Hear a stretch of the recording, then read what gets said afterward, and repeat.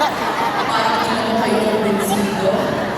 Maganda pa kayo sa Maganda pa kami sa umaga. Actually po, ang nakalagay sa aking schedule para sa ating pong rice distribution ay 10 a.m. Hindi naman kayo masyadong excited. Anong time check? 8:41. At tuloy na po ang ating venue. Kaya nang nalaman ko po na nandito na po kayo, ako po ay pumalito na. Okay? Upang una sa lahat, ibalik yung pasasalamat una sa Panginoon. Sapagkat bagamat madaming hirap ang buhay, ano? May krisis, ay nagpapatuloy yung grasya at biyaya ng Panginoon sa atin. So gusto ko pong magsimula sa pamamagitan ng lalo higit sa panahon ng krisis, dapat pagtutuunan natin ng pansin yung relasyon natin sa ating Panginoon. Diba?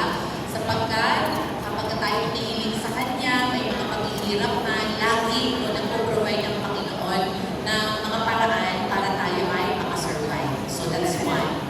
Secondly, upang magpasalamat sa mga taxpayers dahil ang programa kong ito ay pagpabalik naman po sa mga taxpayers. Unfortunately, hindi po lahat maaabot ng programa. Ito na po yung maliwanag ko kung bakit. Dahil po, nagkaroon lang po ng takdang halaga o bilang ng mga beneficiaries ang ibinaba sa bawat lokal na pamahalaan.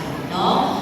Pinulong po ng national government ang ating mga mayors sa National Capital Region at doon kami po ay inabisuhan na bilang pagtugon sa krisis po pinakaharap natin, naging direktiba po ng Pangulo at to be implemented by departments, no, na magbigay po ng bigas sa mga chosen beneficiaries sa ating po mga lokalidad. Okay? Initially, ang target po sanang maabot ng programa ay 25% of our households.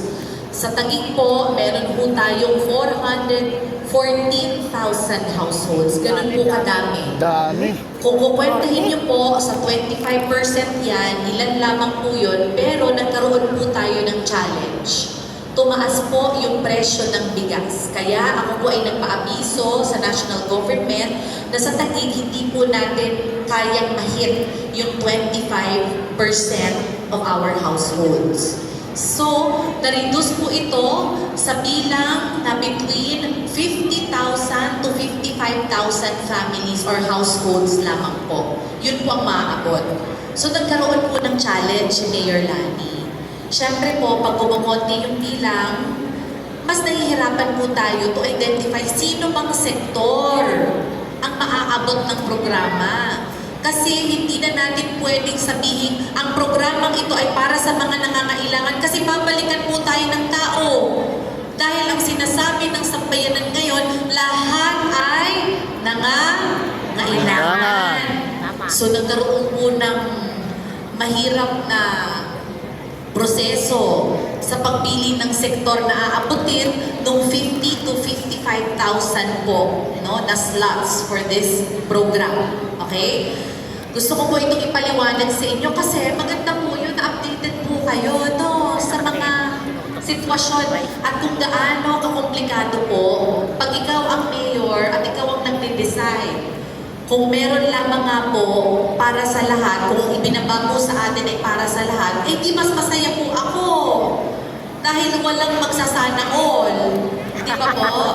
Yes. Kasi all ay maaabot natin. Sana all yung iba. Dahil nga lang, ang naibaba po sa atin ay para lang enough to cover 50 to 55,000 households. Nasusundan niyo pa po ba yung paliwanag ni Mayora? Yes, Gusto ko ma'am. po kasi yung ganito yung sa lahat ng pagkakataon, transparent ako sa inyo. Wala naman ang nakilala ninyo ako. Ganun naman, pinapaliwanag ko sa inyo lahat. Para alam po ninyo. Ngayon, so, napunta na po tayo doon sa pagdedesisyon. Kaninong sektor mapupunta.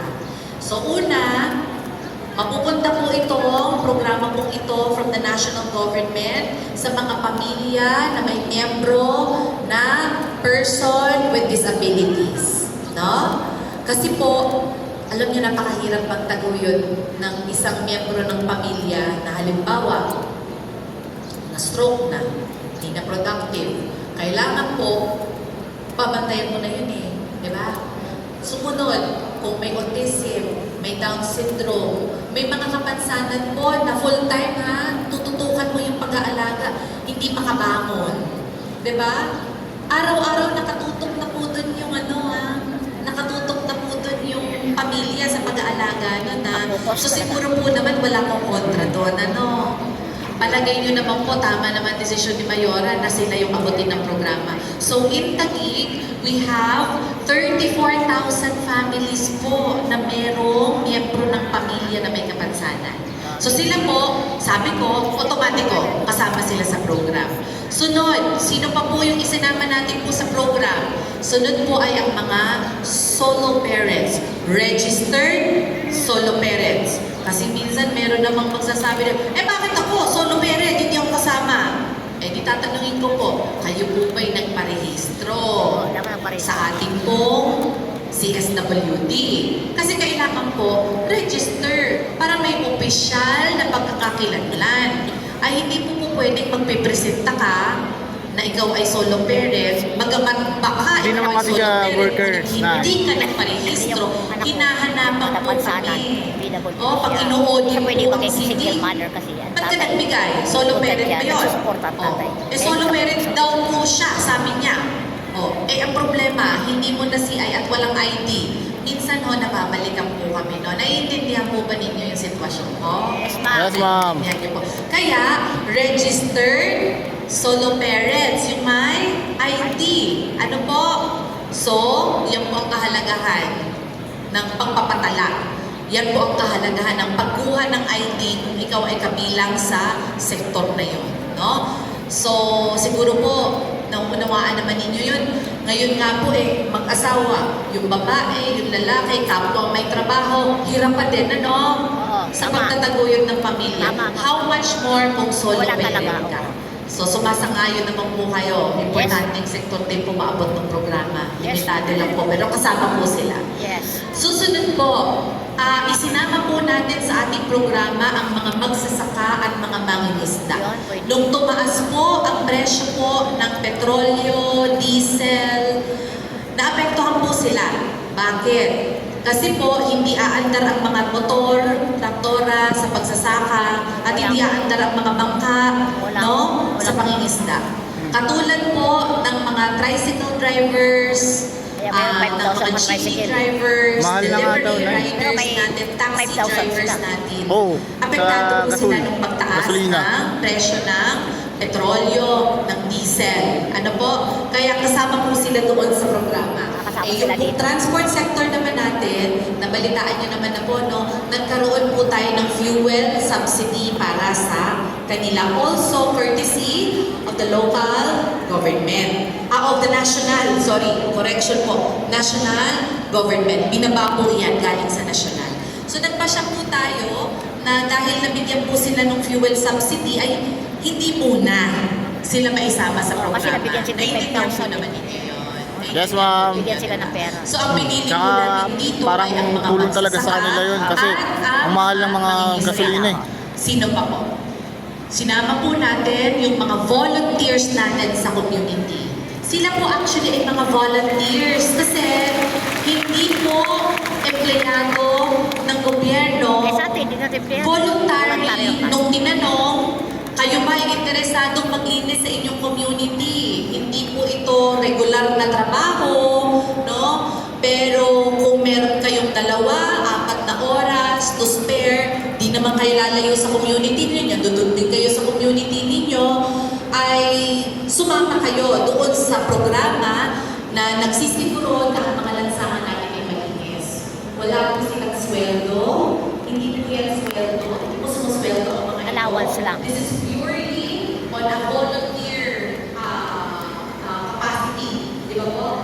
Gusto mo ba o ayaw mo? Allowance. Kung ayaw mo, okay naman kasi ang dami po na nag-volunteer pa na gusto nilang makasama doon sa programa. So sabi natin, maganda na sila ay maabot ng programa pong ito. Approve naman po sa inyo yun, di ba? So, and then also, sama din po natin yung mga allowance ang natatanggap, pero sila po yung naglilinis ng mga waterways natin, drainage systems po natin, to make sure na pag dumadating po yung tag-ulan, ay maginhawang maka-flow, makadalo yung tubig sa ating mga waterways upang maiwasan natin ang mga insidente ng pagbaha. So sila po yung bubuo doon sa 50 to 50,000 na mga benepisyaryo po ng bigas para sa masa program po na ibinaba sa atin ng national government. Sana po ay napaliwanag ko ng maayos. Ano po? Kasi syempre po kapag na pinupost ko po ito, marami sa mga kababayan po natin ang magsasabi na, sana all, bakit sila lang? Diba? So gusto ko pong sabihin na kayo ay napasama doon sa programa, hindi dahil sa malapit kayo sa akin, hindi dahil sa iba yung tinitingnan o tinititigan ni Mayora, no? Kasi minsan mababasa po natin sa comment, naku, pinipili naman, ay opo, pinili po talaga. Kasi po, limitado. Pero ang patayan ng pagpili ay hindi dahil sa, naku, yan naman din kasi mas malapit lang yan ni Mayor, yan lang makilala. Hindi po Aray ko. ako, buong katapatan ko pong sinasabi na ang konsiderasyon sa pagkakasama ninyo sa programa ay hindi dahil sa malapit kayo sa kusina. Di ba po? Naintindihan niyo po yun? Yes. Ito ay dahil sa kayo ay nabibilang sa sektor na naabot ng programa dahil nga po limitado yung ating program. No? At saka po, gusto ko po ipaalam sa inyo na sa ilalim ng programa, hindi lang po isang beses kayo makakatanggap. Hindi po 2 beses. No? Hindi lang po 3 beses. 4 pa. Sabi dun sa isang tagline, I love you 3 times a day. Pero hindi po 3 times, 4 times po kayo makakatanggap. Good news! So we thank the national government for this project. Kaya lang talagang sa sitwasyon ko, kung nagbibigay ka at hindi ka napasama doon sa sektor na nabanggit ko, syempre nananaghili ka. Kasi, uulitin ko po, kung pangangailangan din lang naman ang pag-uusapan, lahat ay nangangailangan na sa panahon ito. Di ba po? Yes, ma'am. Yes, Kaya ma'am. ano po yung hiling ko, ano yung ask ko sa inyong lahat, no?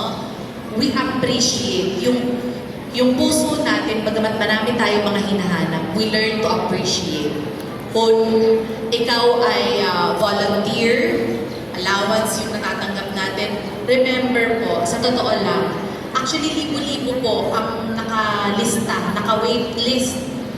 Gusto po nila na bumalik dun sa mga iba na sinasabi nila, Mayor, matagal naman na po sila. Bakit po kung yan po volunteer naman at binibigay naman sa community natin, bakit sila ang tagal na rin naman nila? Bakit hindi? But ang dami pong gusto na mag-volunteer sa mga programs po natin, lalo na doon sa greening and cleaning initiatives po natin. Ang dami.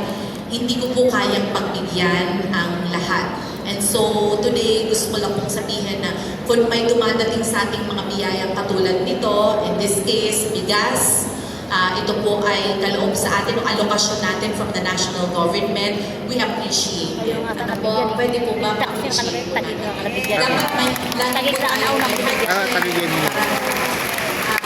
bagamat maliit po yung tingnan natin, may tulong naman din po sa atin.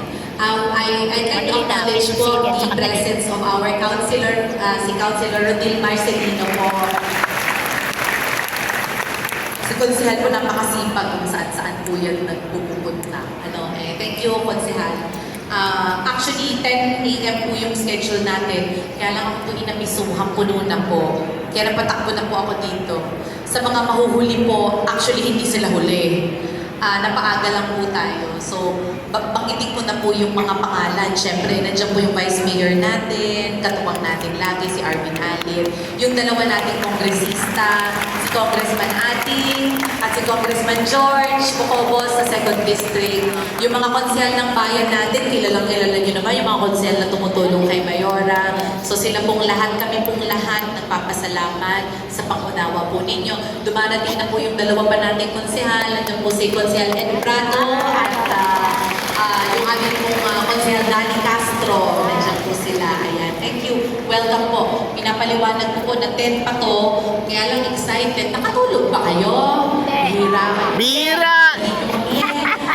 Alas 3, gising na! Alas 8. Papunta dito. Mas maaga pa sa alas 8. Alas 4! Alas 4! 4 a.m. Kayo talaga, alas 6? Yes, alas 6 talaga. Puro ako nagising na eh. Ay, ko alas 5 eh. Ayun, may paalala lang po ako last. Okay, last. Para ho masimulan na rin po natin yung ating distribution. Last na paalala ko. Napansin niyo po, nitong mga nakaraang linggo, sunod-sunod po yung mga sunog sa Metro Manila. Yes. Yes, ma'am. Ako po talaga walang tigil sa pagpapaalala. Ano po? Triple, 4 na beses na ingat po sa ating pong mga appliances. Sa init ng panahon, madaling mag-overheat ang mga appliances. Secondly, pag mali po ang mga kabit-kabit ninyo sa inyong mga kuryente, pinagmumulan po ng Sunog. circuit. Oh. Sa amin ang Kapag Sunog na, hindi sunog. kayo kumonsulta sa electrician, Taka? sa pagpapaayos ng inyong mga Tama lang yung electrical breaker. wiring sa bahay Wala pa kaming ninyo, malalaking kung kayo lang ang gumawa, electric fan, tsaka ilaw lang po natin. sinong hindi lisensyado ang pinagawa po ninyo sa pagkabit-kabit ng wire po ninyo, magre-resulta po ito sa faulty electrical wiring. Kung kayo po ay gumagamit ng kandila o gasera sa inyong bahay bilang pang-ilaw dahil walang magawa, dahil kailangang magtipid sa kuryente, mas matipid na option po yun para sa mas karamihan ng mga kababayan po natin. Siguraduhin po ninyong mababantayan at hindi maiiwan ang mga bata na naglalaro kung maaari po magsimula ng sunog. Ito po ako, seryoso po ako dito ha. Yung mga residente sa inyong community, magkakakilala po kayo. Pagka po may mga bisyo yan, i-report po ninyo yan. Ilang sunog po ang nangyari nitong nakaraan, sino may gawa? Mga may mga bisyo. Alam niyo na po, tinutukoy ko. alam na. Di ba po? Yes. So dapat yan, i-report, iwinawagsi. Sa West Rainbow, community. Nay. Kasi Tatlo. sa isang bahay magsimula. 3 beses 10 nangyari ang pamilya sunog. apektado. Seryoso pong usapin yan. Sa area ni Lali. Napakahirap West po Rainbow. masunugan. Sa amin. Mahirap po. Sembo? Hindi Sembo ko ba? gusto, Sembo ba sila? nalulungkot ako palagi. Hindi, No? mga anak, mga pamangkin niya. Kaya po ako nakikiusap, pwede po ba? Pag uwi sa bahay, pag-triple check sa kabahayan ninyo, sa mga wirings ninyo, sa mga appliances ninyo. Kausapin ng mga miyembro ng pamilya, ng mga pag-iingat na pwedeng gawin. At yung kaalaman, napaka-importante. Marami pong insidente ng sunog nagsimula sa electrical wiring. Grabe na, ito yung... Pag-apoy, Magda ang 20 unang minutes na. utak agad ng tao, sa kapitan ng tao, pag-apoy, mamamatay sa tubig. Full video yan na. Okay? Masakit. Ang Hanggang matapos ang salita ni Mayor Lan. sunog galing sa wiring. Buhusan nyo ng tubig yan, lalong lalakas yan. Kaya kailangan pasa. Lalong kakalat yun. Baka- Nasusundan ba ka ng mga kababayan ko? Yes, ma'am, yes. Ay, oo na pong may sumunod pa. Nung isang araw na, 2 po tayo. Pauwi pa lang po ako sa bahay, galing dun sa isang sunog sa New Lower Bicutan. Kala ko makakatulog na po ako. Nakaligo na ako, nakaano na ako eh. Bumabangon ulit ako kasi nagkasunog naman ako sa bagong bayan. Oh. No? Nakakalungkot po. Ay hindi ko kaya lahat ni Mayora. Kailangan po may pagkilos at kaalaman ang publiko. Oh. Nasusundan niyo si Mayora doon. Yes, ma'am. Haba na ng lecture. Yung bigas program natin napunta na sa ano. Sunog! Sunog! Saan niyo pa po gustong dalhin ang ating kwentuhan ngayong araw. Sabihin niyo po, kung anong topic ang... diba? Pero biro po, seryoso po ako sa usapin na yan. Ha? Huwag na hong madagdagan. No? Nung gabing yun, naku, higit na malaking sunog po. Nangyari po naman sa Parañaque, I think 400 families. Ako po lungkot na lungkot at alang-alang mga apat na bahay. Pinakamalaki po natin, 24, 26 na pamilya konektado. Magkakadikit lang yan, ay? Yung 400 families po, iba Quezon City, merong 400 families dito sa Parañaque, kapitbahay. Sabi na yan. So, paalala, lahat sa community ninyo, mag-ano na kayo, mag-information dissemination na po kayo. Ano? Mag-ingat po tayo. Sa tag-init, marami po ang insidente ng sunog. So, papakatapos ko na po talaga itong aking speech. Gawa na ang sabi, kapag ka daw po tayo ay may pinakikinggan, no? Ang attention span daw po ng tao ay 3 minuto lang. 3 minuto. Naku, patay. 30 minutos na ako nagsasalita. May natandaan kaya kayo sa sinabi ko?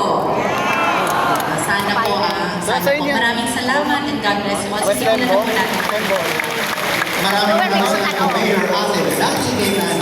Bago lahat po, Mayor, photo po muna po tayo.